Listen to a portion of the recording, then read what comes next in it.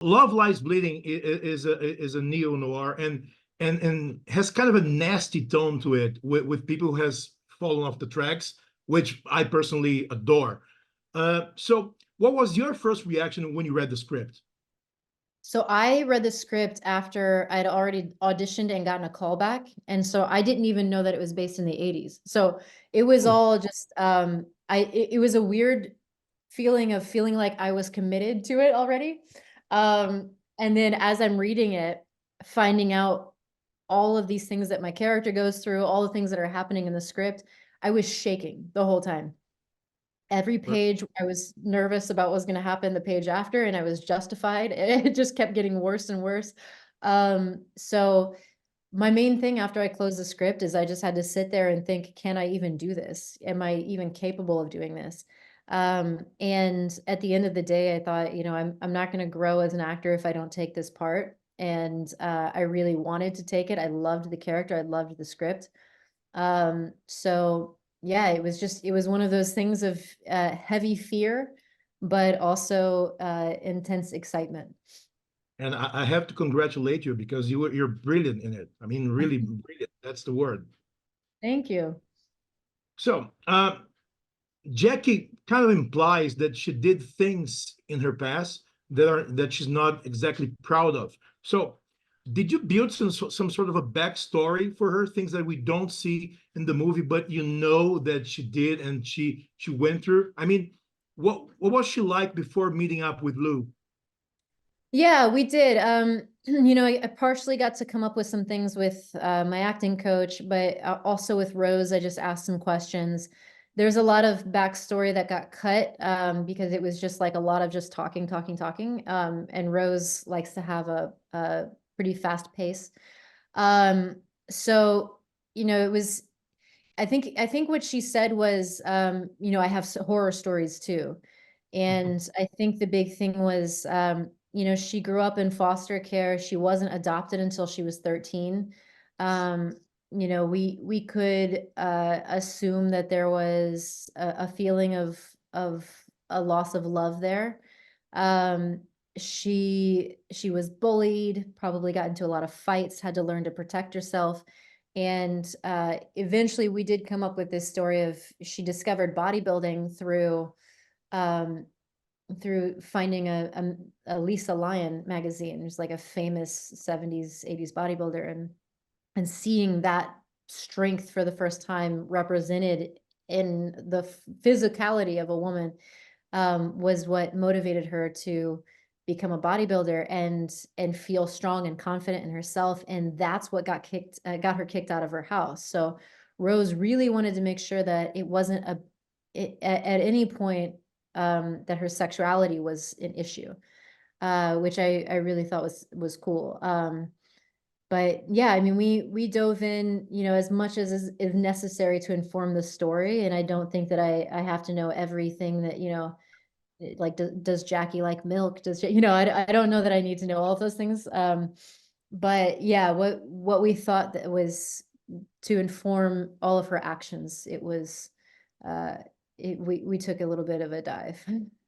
No, I agree with you. I think a movie doesn't have to give us all the answers. Some things have to be implied so we can kind of be on par with the character's psychological aspects.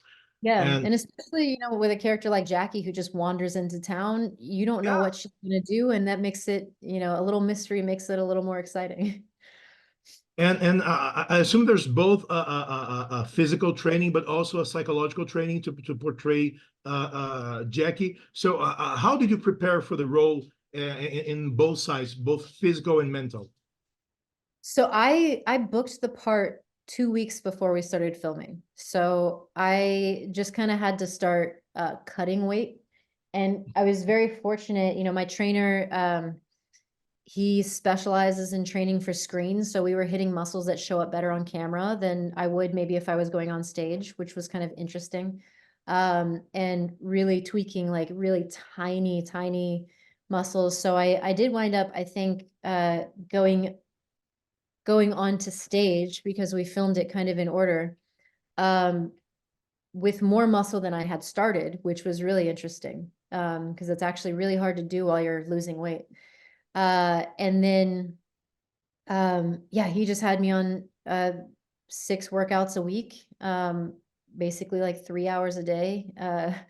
And, you know, trying to, if I was filming on at the gym, I would try to like get my workout in on set, you know, like cheat it that way. But yeah, it was just a lot of putting in a lot of work after. And then they had my diet, my meals were all delivered to me. It was that part was easy.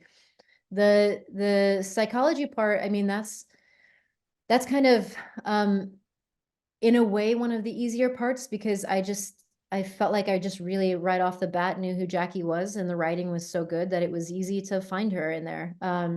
And when you wind up in the situations that she's in, it just kind of felt, you know, as we're telling the story, it just felt like, yeah, this is what a person with this background and this situation would do in these circumstances to serve this plot. So it's just, yeah, it's like, it was kind of like solving a puzzle, but also having a cheat code, I guess.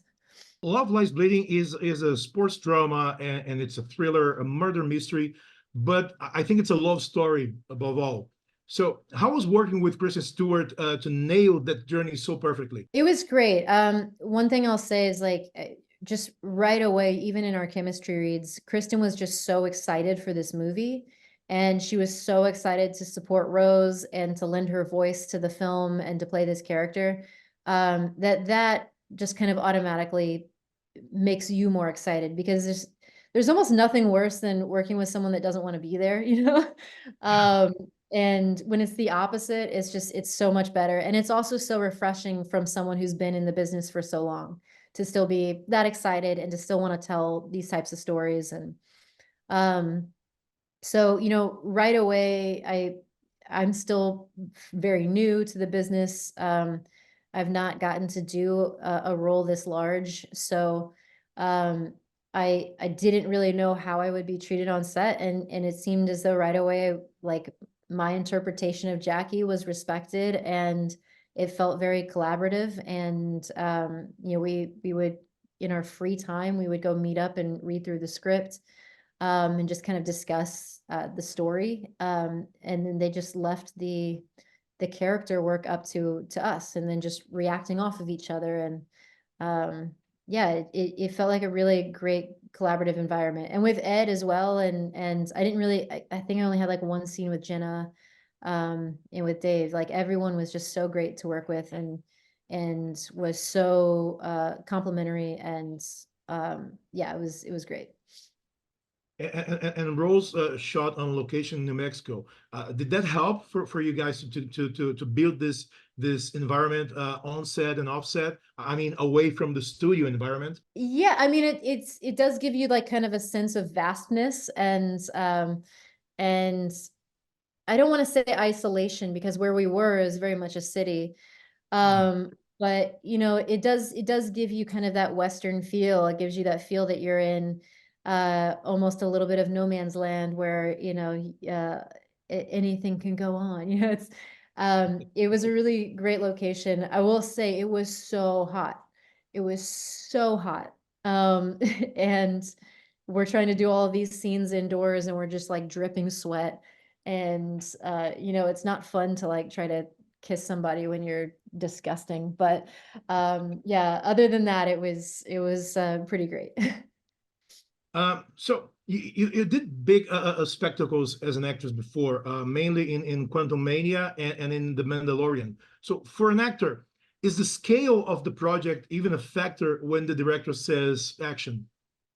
Not when the director says action. I think there are a lot of other things that happen kind of beforehand that you can kind of tell, oh, this project might have a little less money. And one of those is you kind of want to get it right as quickly as possible when it's a lower budget film, because you just don't have the gift of time that you might have with a higher budget. There's certainly, you know, it's a lot more contained. It's a lot more intimate. I think some days on Quantumania we had over 100 extras, or it felt that way, we had fire explosions, you know, I'm doing fights while doing dialogue, while throwing a spear that's real and then fake and then green, you know. So I think that